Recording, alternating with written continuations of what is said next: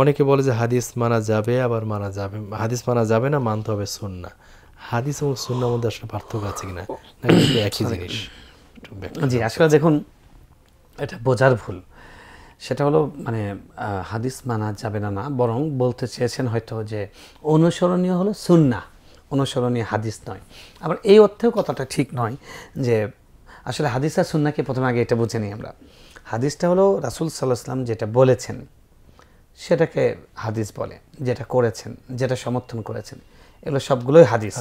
আচ্ছা, আর সুন্নাহটা এই তিনটাকে অন্তর্ভুক্ত করে, এর সঙ্গে আরও আছে মা আনা আলাইকুম ওয়া আসহাবি, আমি যেটার উপরে আছি এবং আমার সাহাবীরা যেটার উপরে আছেন, সাহাবীরাও আছেন যেটা, ওটাও সুন্নাহ। আলাইকুম বিসুন্নতি ওয়া সুন্নাতিল খুলাফাইর রাশিদিন, তোমরা অনুসরণ করবে, তোমরা আঁকড়ে ধরবে আমার সুন্নত এবং খোলাফায়ে রাশিদিনের আবু বকর, ওমর, ওসমান রাদিয়াল্লাহু তাআলা আনহু সাহাবীদের সুন্নতকে। তাহলে সুন্নাতটা আরও বড় আওতাটা। রাসূল সাল্লাল্লাহু আলাইহি ওয়াসাল্লাম দুনিয়া থেকে চলে গেছেন, যাওয়ার পরে সাহাবায়ে কেরাম বিভিন্ন জায়গায় নতুন নতুন দেশ জয় হয়েছে, ইসলাম পৃথিবীতে সারা পৃথিবীতে ছড়িয়ে পড়েছে, নানান রকমের পরিস্থিতি তৈরি হয়েছে। সাহাবায়ে কেরাম রাসূল সাল্লাল্লাহু আলাইহি ওয়াসাল্লাম থেকে যা শিখেছেন, সেই শেখার এবং সেই অনুভূতির আলোকে কোরআন হাদিস বিশ্লেষণ করে তারা ফতোয়া দিয়েছেন, ফয়সালা করেছেন, সিদ্ধান্ত নিয়েছেন, এগুলোও কিন্তু সুন্নাহ। তো এই পুরাটাকে অন্তর্ভুক্ত করা, অর্থাৎ সুন্নতের আওতাটা অনেক বড়।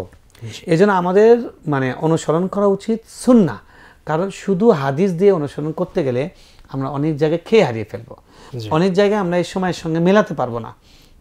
এবং অনেক সময় আছে যে হাদিসের মধ্যে আপাত দৃষ্টিতে দৃশ্যমান, চোখ দিয়ে দেখতে মনে হয় বৈপরীত্য।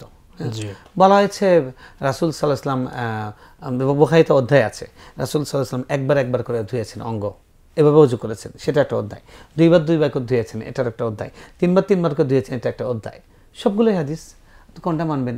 হ্যাঁ, আপনি বলবেন যে একটা মানবো, কেন একটা মানবেন না? যদি বলেন সবগুলো মানবো, তাহলে বলবো কেন আমি কি একটা মানতে পারবো না?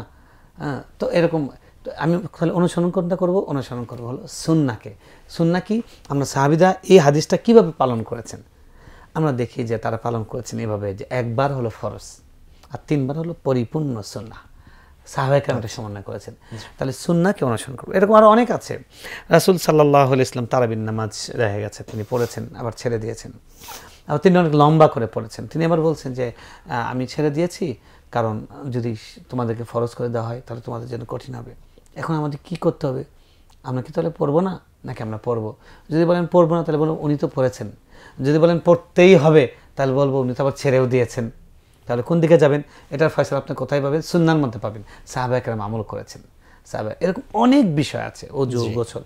তো অর্থাৎ ইসলামের ব্যাপকতর, ইসলামের সম্প্রসারিত পরিব্যাপ্ত যে রূপটা, সেটা হলো সুন্নাহর মধ্যে আছে।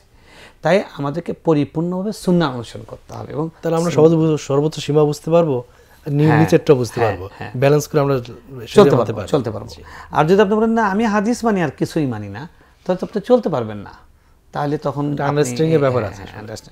তো সে অর্থে যে সুন্নাহটা হলো ব্যাপক এবং আমাদেরকে সুন্নাহ অনুসরণ করতে হবে, কারণ উনি বলেছেন সুন্নাহ অনুসরণ করো।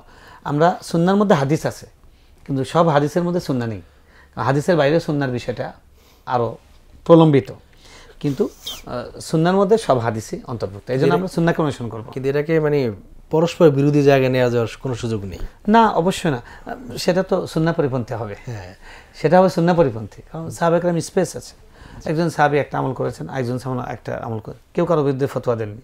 উনি বলেছেন উনি যে সঠিক মনে করছেন, ওনার কাছে একটা দলিল আছে, উনি নবী সাল্লাল্লাহু আলাইহি ওয়াসাল্লাম এভাবে করতে দেখেছেন, উনি বলছেন আমি এভাবে করতে, ওকে, ওনারটা উনি করছেন, ওনারটা উনি করছেন, স্পেস আছে, এই জায়গায় ভেরিয়েশনটা আছে। হ্যাঁ, ভেরিয়েশনটা আছে। আর কিছু জায়গায় কঠোর, যেমন তাওহীদ, ঈমান, এই প্রশ্নগুলো কঠোর, এই জায়গাগুলোতে কোনো ইজতিহাদ করার সুযোগ নেই। হ্যাঁ, ওই জায়গাগুলোতে সাহাবায়ে কেরামের কোনো মতপার্থক্য নেই। সুতরাং এই জিনিসগুলো আমাদেরকে ধারণ করতে হবে, বুঝতে হবে। ফিকহি মাসাইলে প্রশস্ততা আছে আসলে। জি।